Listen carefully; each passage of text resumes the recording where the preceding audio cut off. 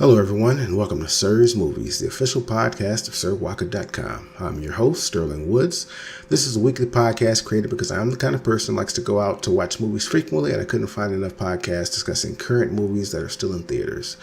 I don't have the patience to sit and read long reviews online. I like to listen to people discuss them, so I figured there are other people like myself in the world, so I'm being the change I want to see. I did say weekly, but if you notice, it's been 2 weeks since my last review. My apologies, I'm still figuring out my schedule, but I'm hoping to release a new episode every Sunday going forward. This podcast is broken down into 3 sections: what I've been watching, what I look forward to watching, and an in-depth review of one movie each week. This week's movie is Bodied by Joseph Kahn.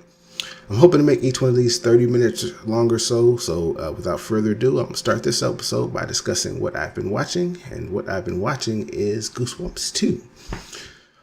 It's really barely worth mentioning. It's exactly what you think it is. If you've seen the trailer, you know exactly what this is. This is the kind of movie that you expect to see on Disney Channel around Halloween in the 90s. I saw it with my godchildren, and they fully enjoyed it and forgot about it the moment we walked out. And I think that's exactly kind of the goal what this movie was searching for. I know Jack Black is kind of on the posters. He was in it for all of 5 minutes. The real highlight here was Ken Jeong, and I've been hooked into him since Community. I mean, it was a nice surprise to see him here. I didn't know he was going to be in it because I usually avoid trailers even for stuff I don't really want to see. All in all, if you want to see it, I recommend it for what it was. So, yeah, there's that. Now, I also saw Bad Times at the Royale. Now, this was a much more interesting film, but I'm still undecided on if I actually liked it. The basic premise from the trailer is people meet at a hotel and interesting things happen. I'm not spoiling anything, but interesting things definitely do happen. I mean, I never felt sucked into the movie the whole time watching. I was very aware that I was watching something that was written, if that makes sense. The actors did a great job. I love the cast. I could watch a whole movie based on Chris Hemsworth's character. Ultimately, though, some movies you go to make you laugh, and some movies just kind of nod at and appreciate for the craft.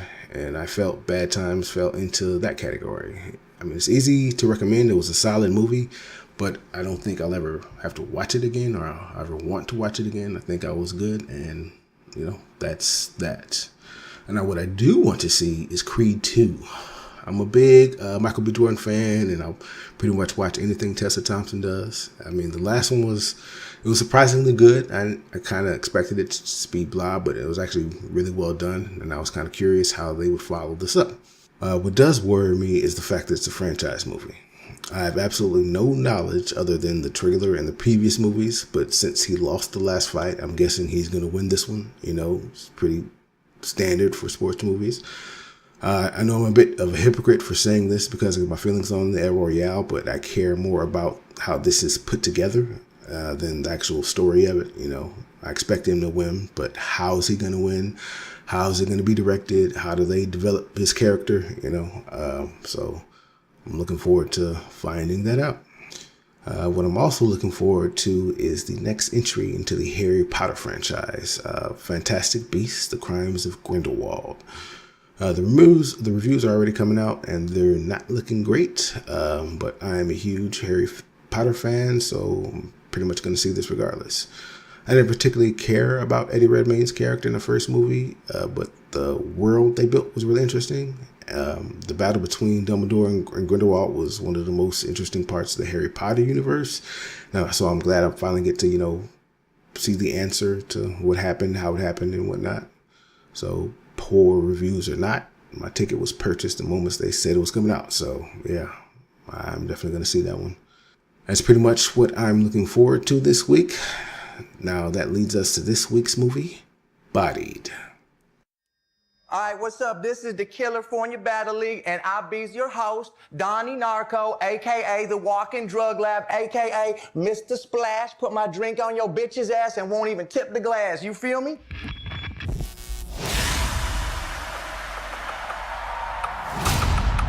Battle rap is a street fight. You got someone right in your face trying to tear you apart. I don't know if I should slap you like a bitch or punch your face like a man. Cause I keep switching from open palm to a fist like a white boy shaking your hand. Actual G's, you ain't kill none. So shut the fuck up and chill, son. Just cause you look like Kim Jong-un doesn't mean you're ill, son. All right, that was from the trailer for Bodied, Joseph Kahn's newest full-length movie out in theaters right now. I'm going to talk about the movie in vague terms for a while, and then I'll jump into a full spoiler section. I'm a Joseph Kahn fan. I like his work and his personality. I follow him on Twitter. So, when I heard all the buzz about Bodied at TIFF, I was kind of sold. I was interested. I try to avoid spoilers as a general rule. So all I really knew about this movie going in was, something, battle rap, something, not PC, but really good, and that was enough to sell me on a ticket. This was in limited release when I saw it, so I had to drive almost an hour away to find a theater that was showing it, and I'm glad I saw it, but I don't know if it was worth driving an hour away to see. I mean, the simplest premise for this movie is that it's a white, nerdy-looking college guy writing a thesis on battle rap, and he gets involved with the battle rap life himself. I don't consider that a spoiler because that's all in like the first 10 minutes of the movie. And I mean, where it goes from there is pretty predictable, but pretty unexpected at the same time. I mean, it's not a very PC movie, but it also wears that badge, knowing that it's doing its best to comment on PC culture and outrage culture. So, I mean, the message gets a little muddied at the end. I left confused as to what the movie was actually trying to say. I'm not saying every movie has to have a message. I'm saying that this movie definitely thought it had a message, and I have no idea what that message was. The lead was played by Callum Worthy. I recognize him because I just saw American Vandal on Netflix not too long ago, and in season 1 he plays the nerdy guy that may or may not have gotten a hand job. So if you've seen American Vandal, you know who I'm talking about. I think he did a great job. It was interesting seeing him playing a bigger role. I think my issues lie more with the script than with him as an actor, and I'll discuss that more in spoilers. The main battle rapper he follows is named Ben Grimm, and that's the rock guy from the Fantastic Four, and pretty much every rapper name in here is based off a comic book character. So I don't know if that's a real thing in battle rap because I don't really follow battle rap, but that was interesting. Anyway, Ben Grimm is played by Jackie Long, who I recognize from a few movies he's done in the past. I mean, his role was pretty interesting for what he was asked to do. I mean, he plays kind of a heavy hitter in the battle rap world who is, quote unquote, more than meets the eye. I think his character makes an interesting kind of turn, but I feel like, once again, it's pretty predictable. And, like I said, it's a script issue. I mean, I think I have an issue with the world of battle rap in general in this movie. I mean, there was plenty of actual battle rappers in this movie. Like, in real life, I guess he knows them. That's kind of how he had this made. I have no idea. But like I said, there are plenty of actual battle rappers in here. And the portrayal of battle rapping it was confusing at best. I mean, the set locations were really random and the crowds were really uneven, for what they were supposed to be.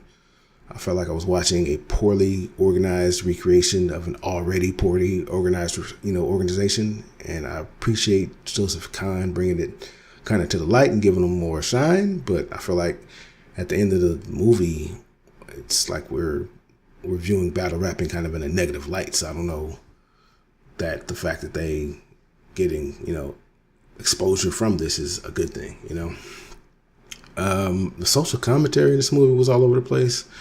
I couldn't tell if this was a critique of outrage culture or a critique of the critique of outrage culture or, Inception, whatever.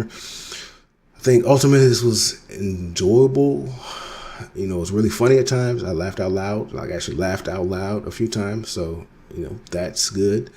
And I want to support movies like this being made, but I don't know if I would drive or an hour away to see it if I had to do it over, put it like that. But I don't know, to get into more details, I'm going to have to get into spoilers. So spoilers for Bodied starting now.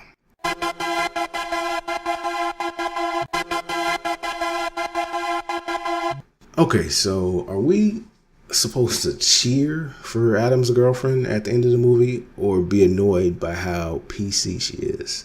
I genuinely couldn't tell. I mean, his proposal seemed forced, and it was obvious as soon as they started pushing like with the romantic music that she was going to say no. I mean, on one hand, Adam was a terrible boyfriend and a terrible human in general throughout the movie, so she was definitely right in turning down the proposal, but it was a really crazy proposal. It shouldn't have been happening in the first place. And on top of that, she was shown to be like so insufferable through the whole movie, just really annoying with her PC and super PC stuff. You know, her and her friends kept having. They were shown to be really annoying conversations. So if they're both terrible people, who am I rooting about? You know, why do I care? Why am I watching this? You know, so I don't know. It was a really weird relationship and a really weird ending to it. And then the ending after that, the ending when he goes and battle raps like the lead battle rapper that they've been like, that's obviously it was going to happen throughout the whole movie. So I don't know why they would pretend to make it anything other than that. There was no dramatic tension because obviously he was going to battle like the main battle guy. So I don't know. It was really weird. And then he like knocked his tooth out and picked up the tooth, and that made him the winner. You know, I don't know. It was really weird. You know, I enjoyed his rapping. They were funny. He had good punchlines, but I mean, the scene was just weird. And then afterwards they hugged like, oh man, you really got me. And it's like, you know, like I said, I can't tell if I'm supposed to be inspired and interested and actually want to go watch battle rappers online now, or now because of this I have no interest in seeing it. You know, so why? It don't make any sense to me. I don't know. It's just terrible script, terrible portrayal, battle rap. And you know, speaking of, like, Ben Grimm had to deal with all of the consequences of that rap battle. You know, his whole rapper time or whatever, he didn't speak about his family, and he didn't speak about the other person's family because that was a line he didn't cross. So nobody ever raps about his family, and now people are going to rap about his family because the white dude spilled all the beans, and he has to deal with that now. You know, the movie just kind of, it doesn't appreciate the weight of that. You know, he goes from that to being his friend or whatever, you know, on Teammates. Why would he agree to that? That it didn't make any sense that would happen that way. It only happened so that we could show it in the movie. You know, it made no sense why, you know, he would just be like, okay, yeah, let's tag team, let's put on a show and just pretend all that didn't matter, because they didn't have that kind of relationship. He just met the cat, you know, a little while before. He trusted in him, he betrayed him, you know. So I don't know, that whole part of the ending scene didn't make any sense to me either. And I don't know, at the end of that, I was kind of feeling bad for the little girl. I know the little girl was an actor. I know that it didn't really exist, but it was still kind of bad seeing him talk about the little girl. So, you know, the movie made me feel something on that level. So, you know, I guess I can't say it's all bad. But I don't know. At the end of the day, this was entertaining but confusing. Joseph Kahn is famous for his music videos, and it shows here. I feel like this would have been 10 times better. It's like a 40-minute short film, like the Power Rangers one he kind of, you know, got put on the map for. I feel like this was unnecessarily long, and I feel like he was trying to say something, but it just kind of, the point didn't come across. But I don't know. Like I said, I enjoyed it. I laughed out loud. I had a good time. I'm glad I saw it. You know, I'm glad I supported movies like this. So I look forward to what he does in the future. And that's pretty much it for Bodied. So that's pretty much it for this episode. Thank you for joining me. You can find this podcast exactly where you found it and on many other podcast apps. So subscribe, like, comment, let me know what you like, what you don't like. I appreciate any feedback. Thank you for listening, and see you next time.